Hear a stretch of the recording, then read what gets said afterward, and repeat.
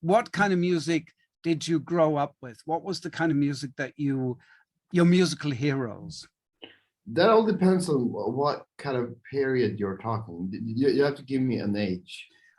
Let's say 14, 15, up to 20. No, because 14, 15, that's I'm starting listening to stuff that I'm still listening to. If you want to get the really early stuff, I mean, when I was 8, 9, and like I was like a sponge, just listen to every. I was a. This is going to sound bad, but I was a big like. I like Michael Jackson, for example. Like when I started to become reasonably conscious. When did Bad come out? Like 84? Bad, yeah, rough.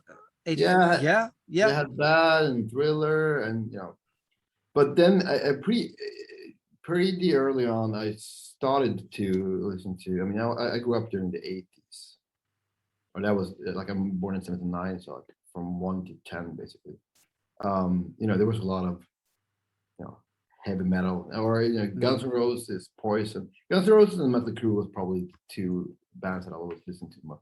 And Twisted Sister, We're Not Gonna Take It. That was like a huge hit in my school. And all those classic hard rock, White Lion and Halloween, and you just name all of them. So I don't think I had like a musical hero. Music was something I listened to. I was at that point. I was very often sitting by the radio and recording songs of the tape recording, and I remember I got some. I remember I taped Metallica Battery. Mm-hmm. That was it was probably the heaviest thing I've heard up until that day. And I mean, it's a long story. When I was 11 or 12, because I got the record for my. I remember at some point, at some Christmas, I got the Kiss record, Hot in the Shade. Probably, I think by fans, probably one of the, worst of the Kiss albums. I loved Kiss, but the first album I bought with my own money, like my hard-earned cash. I went with my dad to the record store, and I wanted to get Metallica Kill 'Em All, but my dad wouldn't let me because the album cover was so violent. He's a hammer and full of blood. But he allowed me to buy Sepultura Arise, which today I'm very happy because that's one of the best, like most like heavy trash. I'm not even sure if trash is the right genre. Very bordering on to death metal, trash metal-ish. But I love that record still. And I don't know why that was allowed, but not Metallica. Because it said "Kill 'Em All." Yeah, probably. Yeah, that's it. But it's a great record, right? See, it was easier with me. When I was 12 in 1972, my first LP bought with my hard-earned cash pocket money was Made in Japan by Deep Purple. Oh. So no problems there. No. So the first band that I know you from is Eclipse, a hardcore punk band. So what happened musically before Eclipse, until Eclipse? Yeah. Okay, so I long story short, my family, I grew up in a small village outside of Umeå. For 1 year, because of reasons, the family moved to another city. And that didn't work out that well. So everybody was feeling like shit. So we moved back to the same place after 1 year. Yeah. And when I got back, I reconnected with an old friend. And while I had been away, he had started to get involved in the hardcore scene, like the punk and hardcore scene in Umeå. So he kind of introduced me to punk and hardcore, but more importantly, he started to teach me some songs on the guitar. And my mom had sent me to like guitar class when earlier on, and I quit after one semester because it was so boring. But now I got into this, and it was a very interesting time. Like in 91, 92, you had Rage Against the Machine coming out. There was a lot of new influences, like hardcore, hip hop, things just, Nirvana, like everything. Very interesting period musically. Now, even in retrospect, I mean, the whole grunge thing was, it was very special, and yeah, he taught me to play guitar, and I got more and more interested. And I was in 8th grade back then, and in the 9th grade, I started going to shows. And then I got to high school, and all of a sudden, we moved into the big city, and the people in my new class was some of the people I had seen on stage. So now I really got into the scene as a active scene guy. And also there were some bands and guys that wanted to start a band that saw, oh, a new guy playing the guitar. I was invited to start playing with old school hardcore band called Revive, which probably recorded one of the worst demos of all time. It's online somewhere. It sounds like shit. The songs are not that bad, but the recording is horrible. And at that point, I started hanging out with some people that had this band called Eclipse. They had it in one form, and I started to play bass in that band, and then everybody quit the band except the guy that was the driving force for the whole band. So me and him continued and found some new members and started to figure out our own thing. And the 3 songs we recorded is highly regarded in the hardcore community. It was great music, and that was the first real song I ever wrote. Mm-hmm. 2 of those 3 songs. And these, for what they were, they were quite good. And then he quit the band, and we continued writing. And that's the only regret I have in life, is that because we changed the musical direction a bit. From Eclipse was not a hardcore band. It was from the hardcore scene, but we were a lot. The biggest influence was probably a band from San Diego called Unbroken, mm-hmm. which is probably the band that meant most to me of all the bands in my history. But after that, I don't know how, but I started to get into more extreme forms of hardcore in the hardcore scene. Bands like Botch, bands like Kolesh, and a German band, one of the best German bands of all time, Acme. Do you know of them? Yeah. Yeah. It's pretty. I don't think there's a band that has succeeded better in doing audio out of violence. Mm-hmm. I've never heard any more violent band in my entire life. So that was a big influence, those 3 bands.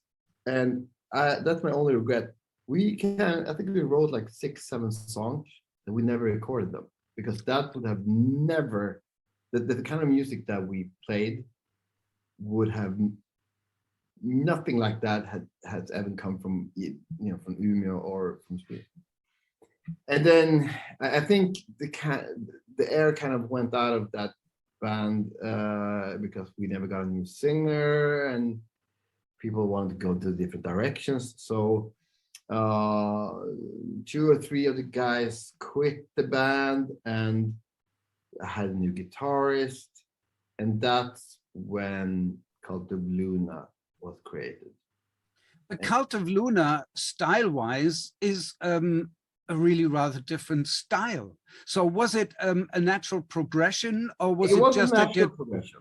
Mm-hmm. It was, because if you listen to Eclipse, the 7-inch release, we had one song on a compilation. The only gap is the songs you didn't hear that we never recorded. Right. It was much more violent, much more darker. I wrote a lot of like dissonant kind of riffs, and it was like mixing black metal with hardcore with something. And I don't know if you listened to Cult of Luna's first demo, because that ties in. It doesn't sound anything like the songs you never heard, and you will never be able to check that out. But I think the demo is online. And from the demo till the first album, it's not that big of a gap. So there's a natural progression from Eclipse, from the first songs that I wrote when I was 16 until the first album that I wrote when I was 19. Mm-hmm. It was a very, very gradual progression. But from what I understand is that the first 2 Cult of Luna albums made you kind of like cult underground heroes, and the next 2 kind of meant the breakthrough for you. Would you agree with that? And what did you have in mind? World domination with Cult of Luna? No. I don't think you're right. I don't think we were underground heroes at all. The thing is, the first time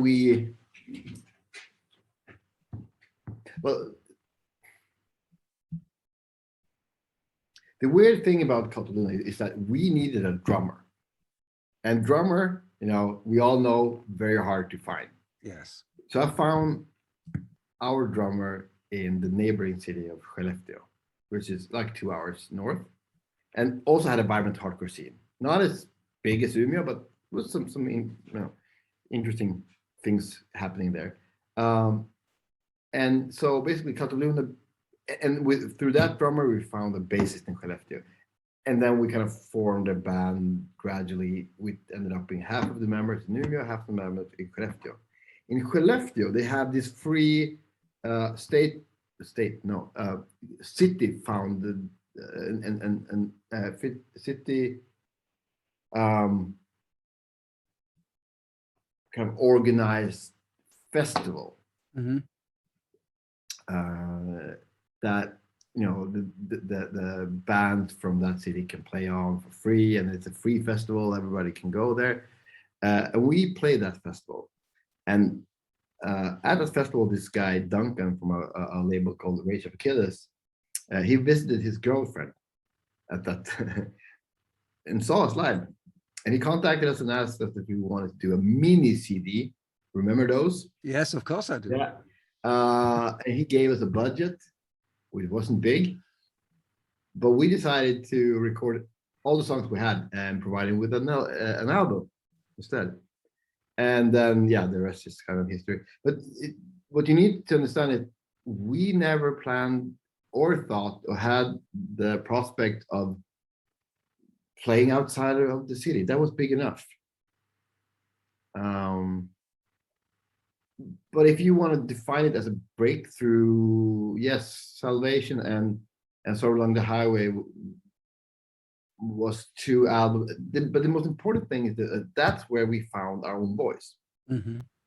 And I mean, it took a while to get us there. We did some mistakes for sure. I mean, the first album on Eric, for example, that's where we started to work on thematical albums.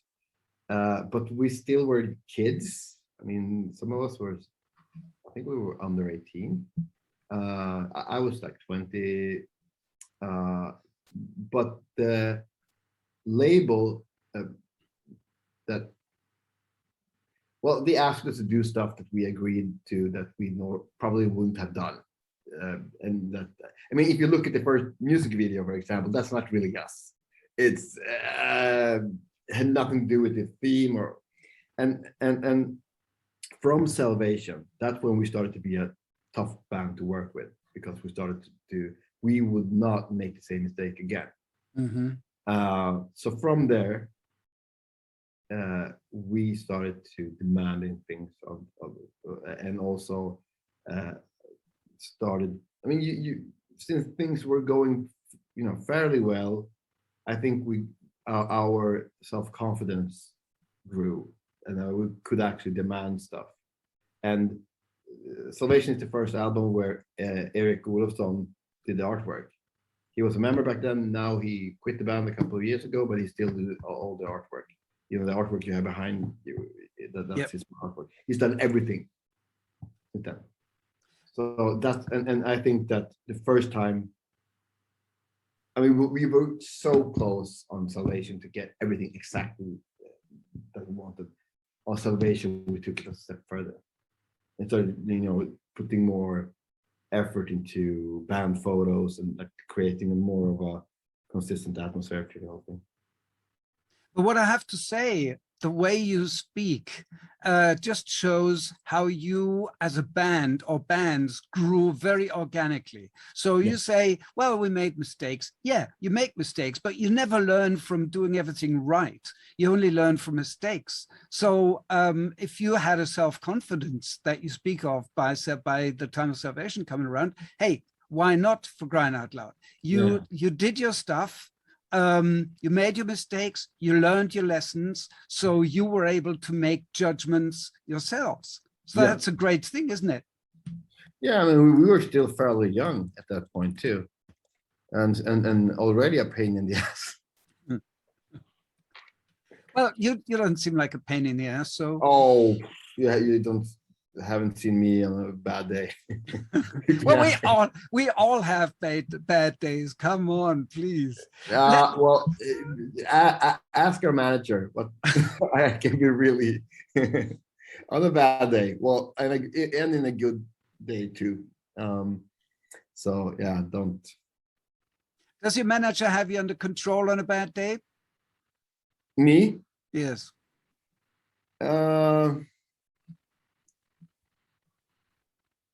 I've learned in my adult years how I work mentally, and I got a ADHD diagnosed very late, which was very helpful. Actually, I would be just sitting here talking about it to a person just got it, her diagnosis. And the most important lesson is when I got the diagnosis that I learned more about how my brain works and impulses and like anger management and stuff like that. Yeah, I mean, I wouldn't say I've had an anger problem. Not that I've been impossible to work with, but my problem has been that when I get angry, I get unreasonable anger. Okay, all right. That still happens. I mean, I'm an angry person. I'm probably the happiest, angriest person you'll ever meet. And then when you calm down, do you go to the people that you might have treated incorrectly and apologize? Yeah, because the good thing about me is that I get angry very, very quick, but it peaks and it falls. I know that. And I calm down very quick. And if I do something wrong, I have no problem to apologize. Like there's no. I mean that and for me it's very important, especially when I like overreact. And especially when it comes to like my family and my kids, even though, kids can be a pain in the ass. no doubt about that. I do make apologies for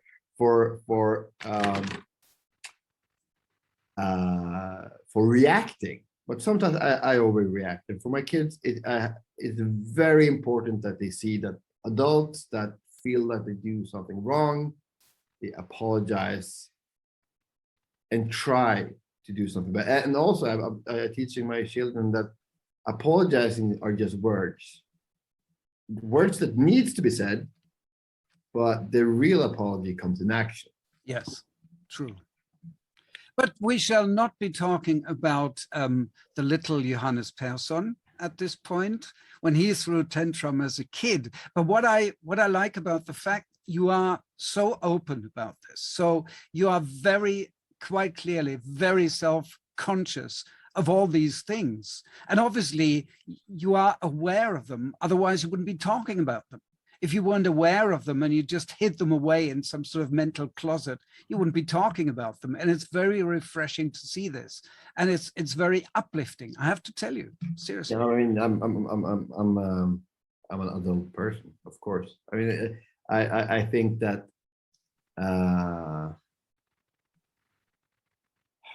mean, it is what it is. I mean, it's just being honest about the person you are and try to see why you act in a certain way. And even though you can't control everything, and you cannot, I mean, being an adult is taking responsibility for your actions. That's basically, and like the worst thing I know is when people use like an ADHD label to excuse the behavior, because it's not an excuse. Yeah, it's I mean, you still have responsibility for how you act, but it can be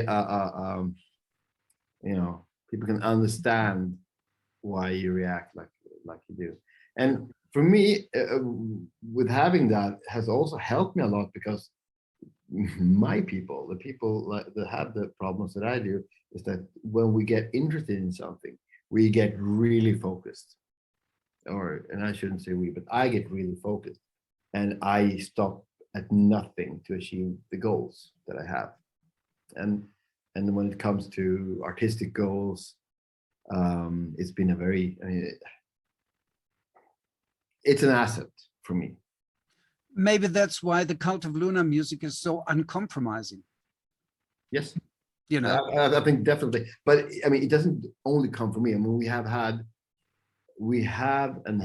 members in the band that has been driving forces, and that is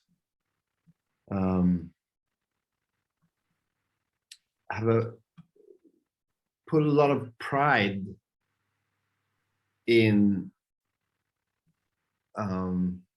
what's it called?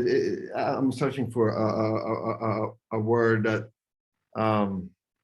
we've had a lot of integrity in the band. Okay. Yeah. Mm-hmm. Yeah. And that hasn't only, I think that's one of the biggest assets that we've had as a band, and that doesn't only come from me, absolutely not, but it comes in different forms. Right. So yeah, that's one thing that I'm really proud of, that we have. Well, we're going to get into that anyway. I have two more questions before we get into the new album, because I really want to talk about it, because I can already tell you it's my favorite Cult of Luna album. Very quickly, the break in 2013. Some people speak of a hiatus, but obviously you made it perfectly clear there was just no new material, so that was it. Was that what it was? Yeah, I was talking about it the other day, and I can't remember why we said that we were going to go on a hiatus. I can't remember why. I mean, there must be an answer, because I've done tons of interviews. I just can't remember right now why we decided not to play live for a while. I know that, like I said, Eric quit the band. And he was nice about it. He was totally cool, because he told us like a year in advance. And the last show we did was the Beyond the Red Shift in London, the festival that we curated. And after that, we decided to not to quit, not at all, but just like take it easy. We had played so for such a long time on that album, and I don't know, I can't remember. No problem at all. Let's get to Mariner very quickly from 2016. You worked with Julie Christmas on that one. I love her music, Made Out of Babies, Spylocopa, solo stuff. How did that cooperation come about? I mean, it's such a perfect fit, in my opinion. Oh yeah, I mean, the reason is actually, there's a good segue from, so the festival we curated. I mean, I still am a big fan. Well, Made Out of Babies and Battle of Mice, great. But I was really intrigued by her solo album, The Bad Wife. And I wanted her to play on the festival, and she couldn't. And we started talking. You know, it was basically like our agent contacted her, and she couldn't do it. And I said, like, hey, give me her email. I'm just gonna try to convince her. And like, she literally couldn't. And we started talking, and I don't remember how that first idea came up. I knew that we were not going to tour, so why not do an album that we can tour on? So that's how we, how it got started. And I remember we sent her like 2 songs and had no idea what would come back. And we hadn't met her at that point. Yeah, and then they came back and they were really, really great. And then we continued writing. And then I loved that album when we were done.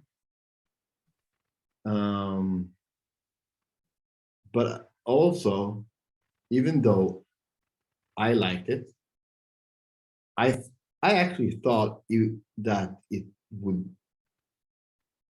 I had no idea that it would get the recognition that it finally got. I have a very clear memory of me standing outside of a pub together with Eric, just, you know, chit-chatting over a beer. And I felt like, look, we might have done our Lulu, you know, the Metallica the Metallica album with Lou Reed. That was not that successful with the fans. Right. So I thought it would be, you know, just passed over, like nobody would care about it. But people did. And then our agent pretty much forced us to play, you know, take it on the road. And yeah, but it was, I mean, we had the shows booked and we still hadn't practiced the songs even once. And we had no idea. And that was the funniest thing. First time we played them with her on vocals was just a few months before we went on tour. And we didn't know if it was going to work or not. Now, this brings me to the new album, The Long Road North. Okay. First one since A Dawn to Fear.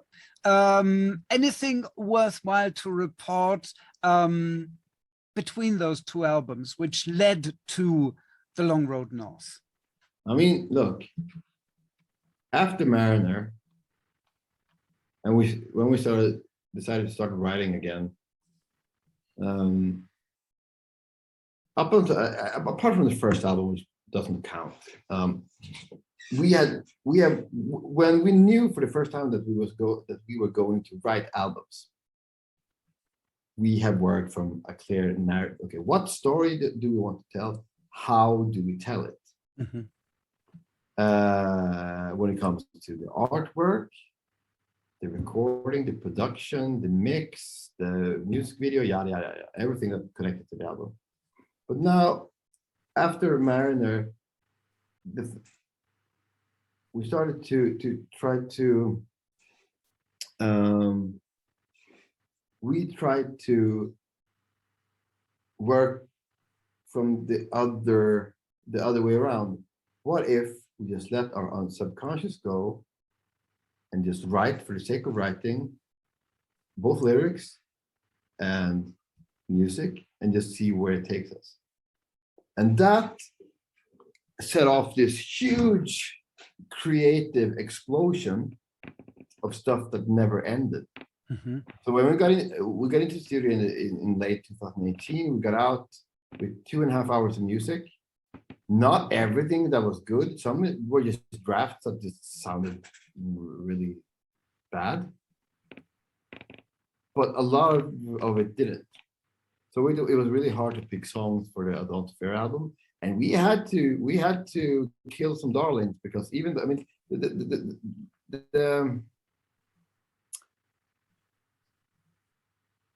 what's hard to, when you construct an album, especially with Cataluna, with the music we do, long songs, long albums, we have to emphasize the dynamic more than the strength of each individual songs. So we had to cut off some songs that were individually better than others, but the album would work better.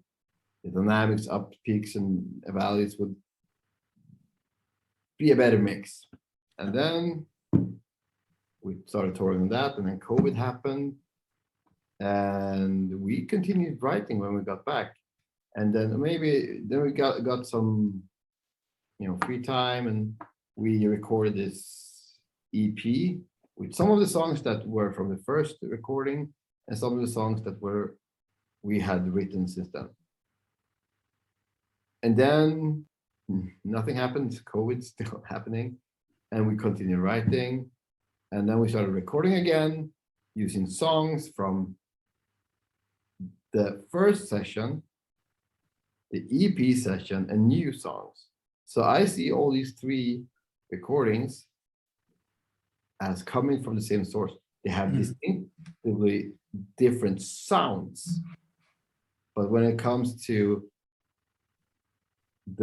I just view them that they are a product from the same writing session that have lasted for 5 years. Right. Actually, I wanted to ask you if The Raging River was like an EP that connected to the 2 albums, but you already answered that question. Yeah. So there you go. Now, the new album, in my opinion, that's just me talking, in my opinion, is your mightiest, your most dramatic today. And to me, it sounds like the most emotional. Would you agree with that assessment? I think that if you don't think that your latest work is your best work, then why should you release it? And it can only be if we're right or not. I mean, I guess we'll see in 10 years, because you can start judging them from other perspectives. Yeah, but when it comes to the sound, it's definitely the biggest sounding album we've done by far. And that was pretty clear very early in the process. So that's why when we started talking about who we knew that could help us enhance that atmospheric direction, that's when Colin came in, Mariam and the Phoenix brothers, Chris and Branko. So yeah, we understood it right away, actually. I have to say, when I heard Dawn to Fear, it was like really a hammer to the head. But when I heard the new album, I was like, is this even heavier and fuller sounding than A Dawn to Fear? So I went back to A Dawn to Fear and I realized, yes, it is. Yes, it is. This is the richest sounding, the fullest, the heaviest sounding I think you've ever done. And I think it fits Cult of Luna perfectly. The mightiest sound for such a mighty band. Yeah. Was that also a goal you wanted to achieve? Create an ever increasingly heavy sound?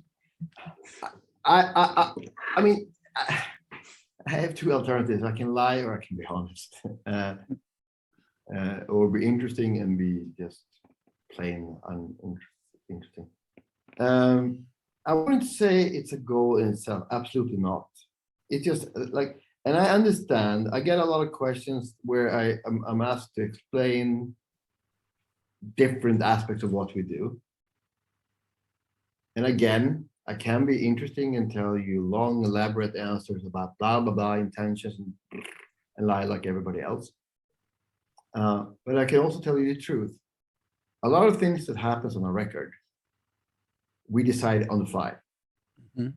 What guitar sound should I have? Well, let me see. What do you guys think about this? Oh, this sounds cool, right? Oh, let's use it. Okay, cool. So, which I think is a great way of working. Just do things on the fly. One thing that I've been a fan of ever since our third album, like our second album is probably the most overproduced in the history of Luna ever.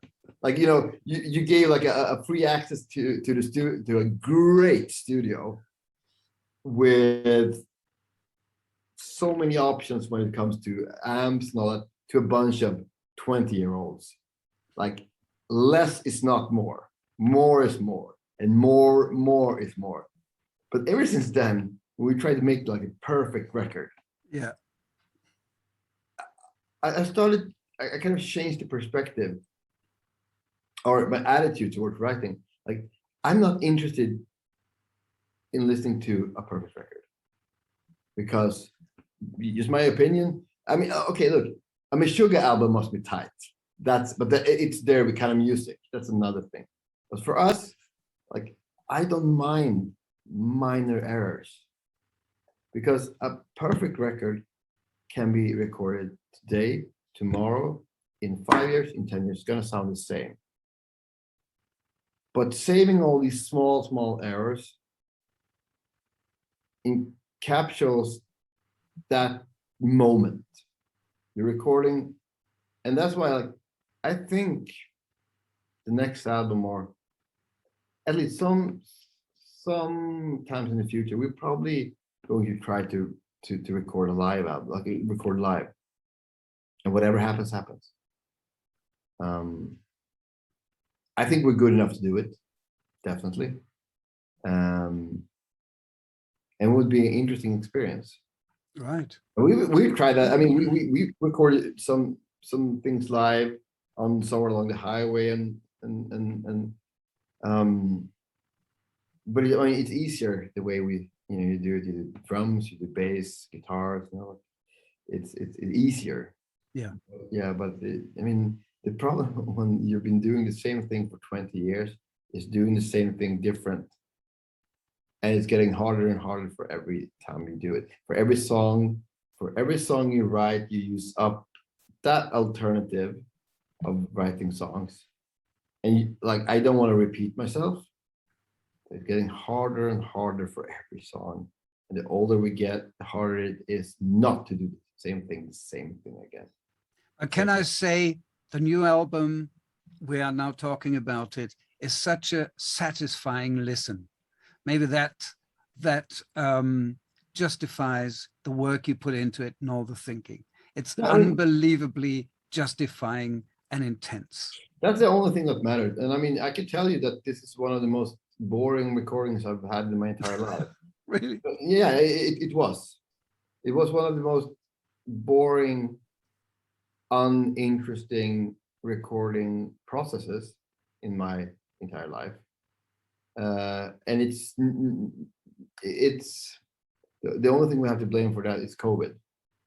But I told you that during the recording of A Dawn to Fear, the whole band went to the studio Ocean Sound Recording in Norway. Mm-hmm. We slept there, we hung out, we ate together, we drank together basically next to the room next to the studio. So we worked all the time. If somebody had an idea, we could, we could discuss it there and then, and it was such a focused process. And now when we had to record in Umeå, and we had COVID to have in mind, and when you're recording in your hometown, you're not pausing your life, you still have kids to pick up at, you know, at school, and you have work to do, and they have football practice, I need to drive them, but I'll come back during the break and I can record some guitar, you know. So it doesn't become, and I know the result is good. Yeah. We did it anyway, but it wasn't thanks to the process, it was despite the process. And I think it says something about that we know what we're doing now after 20 years, that we can still come up with good things despite the bad circumstances. Well, experience and routine can help. I mean, a lot of people say experience, or rather routine, is going to kill any creative process. I don't think it does. If you have an idea and you know how you can put it, how you can implement it and make a song out of it, then experience and routine can help, and you can concentrate on the other stuff. Yeah, and also, yeah, for sure. And also, and we also talked about that, is that I used to panic before we released or before we sent away all the masters. And I used to panic, and I wanted to go back, throw everything away, and start over the process again, because I didn't think it was good enough. And then we released it, and I realized, oh, it was good enough. And now I'm much more at ease, because I haven't felt like this for a long time. And now I feel much more secure that if people think, have thought our early work is good, and we thought that was good, and we think this unreleased album is good, then probably it's going to be appreciated by the most people that liked our old stuff too. Most certainly. Yeah. Most certainly. Now, you talked about the tiny mistakes you left in. This reminds me of something that one of my favorite musicians, all-time favorite musicians, used to say, Todd Rundgren, not just a writer and a musician, but also a producer. And he recorded many of his albums all by himself. And he said in an interview once, well, of course, I try to get rid of mistakes, but there comes a point when I stop doing that, because otherwise the albums will sound sterile and not natural and not organic anymore. So that's what that reminds me of. Yeah, the problem with using those terms is that they don't, like, I think I know what he means, but they're those kind of terms when it comes to music, which is an abstract thing, it doesn't really mean much. But I think I understand what I mean. Mm-hmm. You said you did a lot on the fly. How about the writing? Did a lot of writing happen on the fly as well, or was it already pre-written more or less very precisely? No, the way it works, and this is one thing we learned by trial and error, is that everyone, and I'm not the only one writing songs for this band, but everyone that comes with a song pretty much comes in, you know, it's not high tech anymore, but, you know, comes with a draft. Just so we have the basic spine of the song. These are the riffs. This is more or less the intensity in the rhythm. And then we start working together. And things never turn out the way we intend, or the way the writer intends. But it always becomes better, but because everybody is great in their respective fields. So yeah, we always start working with drafts that is very well defined and easy to follow. So everybody contributes something so that all the songs are in fact group songs, yes, no matter who wrote them. Yes, absolutely. And now, I cannot stress that enough. I mean, it would be quite interesting to see, like, to try my songs with musicians that would do exactly like I say, because you would hear they're the same songs, but they wouldn't sound the same. Now, a lot of your songs are 10 plus minutes long. Does it take that long for you guys to develop the emotions and the atmosphere of a song, so that you say, we need a certain amount of time? Or is it just that you indulge yourselves? No, it's not like it's 9:40. We need 20 more. No, it's nothing like I had it coming. The songs are done when they're done. Mm-hmm. Now, you and Magnus Lindberg are the only members who have been with the band from day one. Do you think that Cult of Luna changed over time with new members coming and going? Yeah, I mean, undoubtedly. And I think you can hear. I mean, there's a big difference in the. I'm not putting a judgment call. I'm saying, when it comes to drums, between the Beyond and Salvation, when Thomas got into the band, and also during Salvation, we used a lot samples and keyboards before Salvation, but on Salvation, Anders became a permanent member of the band, and we used keyboards more as a melodic instrument. And also, you can hear a big difference between Vertical, Mariner, and Onwards, where Christian has taken over the keyboard part, and he and Anders, they just do different stuff. They're two completely different people, and I think it's a bit refreshing. I think and the only like boring guy that do the same thing, it's me. Oh yeah, right. I'm not even contradicting you, because that's going to spur a whole new discussion. There's another thing. I introduced my next question by saying I am a huge record collector. You might know what I'm getting at. We have millions, literally millions of formats that this new record is going to come in. What are you doing to all the completist record collectors, for crying out loud? I want to put on record that I told our manager, do not make more than 3 versions. Yeah, I told him, because we released Raging River, and I thought that was a little bit over the top when it comes to versions. And I as a record collector myself, it wasn't fair. But apparently, and I don't have much, as you noticed in the beginning here, I don't have much time. Like now I work, I live in Umeå, I have my office in Stockholm, I'm in Stockholm, I don't have kids, yada yada yada, so now I have some free time to do stuff. I don't have much time, so I don't have much time to think about this stuff. I just asked our manager, like, look, I told you not too many versions, and he gave me a reason why. I can't remember why. Everybody needs their own version, because that's how it works nowadays. oh yeah, shops. Yeah, okay, sure, I understand, whatever, I don't care, I have other things too. But still, yeah, I agree with you. You have no fight with me, because I will just agree. Well, the mistake you made is you said no more than 3 versions, but you didn't tell him how often these 3 versions would actually happen. Okay, yeah, well, I will do better next time.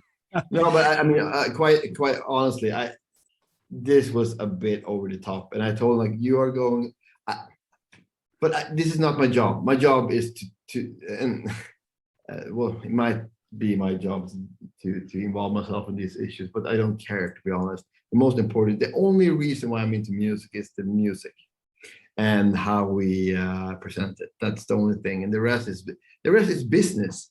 And that's the great thing about having a match here. You don't have to deal with that if you don't want to. But then, of course, when you look at these many records, it just shows how popular Cult of Luna are, and so that's a good thing, you know. And the photo looks great. The photo with all these colors, you feel like you're taking drugs. I've never taken drugs, but I was like, have I taken drugs? My mistake. Yeah.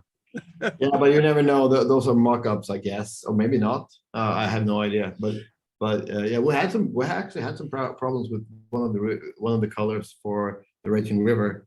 where the plant just screwed up, and the mock-up version was not even close to what came out of. It wasn't blue. We can agree on that. Do you have a blue version of that one? Yeah, I think I have all of them. They're somewhere in a basement somewhere. Put them on eBay. No. I'll have a version of that. Now, last question, last topic is playing live. You've got a tour plan starting, I think, on February 24th. Is everything going to go through? No. That's canceled. That's okay. not happening. No. That's not going to happen. Well, I think we'll just have to wait and see what happens with Omicron and what happens after that. I mean, I think people like me should shut the fuck up when it comes to come up with opinions about things we don't know. I think we just have to wait and see. But I am very positive that we are on the right track. It feels, and I'm telling you this as a musician, with no medical knowledge at all, but it feels, as far as I understand history, this is how pandemics work. They get weak more, and then it kind of becomes a regular flu, and we're going to have to learn to live with that. Yeah. So hopefully that's where we are, as far as I understand the reporting and the latest science. So hopefully in a year, or definitely in 2-3 years, then we're going to be back to normal. And these 2 years will be as they never happened. So that's why I don't understand all these grown-up children crying like we're in the middle of Armageddon, which only shows that we are a spoiled brat generation that haven't experienced totalitarianism, at least in the Western world. Famine, pandemics, which is a normal thing for humanity. We should be lucky that we are crying out, that we are, not we, but a lot of people are complaining that it can't go outside. Don't get me started. I have another interview in 5 minutes. I could talk about this for hours, my emotions towards anti-scientific people. But that's another topic for another day, maybe. Johannes, thank you so much for this interview. It's been really, really interesting and entertaining. Thank you so much. Also for the new record, and please say hi to the guys. I will. Thank you so much. Thank you. Take care. Cheers. Any chance you could do a few station IDs, very quick ones? I don't do IDs. Oh, you don't do? No, that's one of the integrity things. Like because I felt so stupid for many years, and then I realized, you know what? I can say no. Of course you can. Nothing against you, not at all. I just do that. No. Don't do that. I just liked you until now, and now I'm going to start to hate you. No problem at all. Sorry about that. Johannes, thank you so much. It was really great, and I hope we'll do this again at some point. Yes, hopefully. Thank you. So much. Bye. Bye.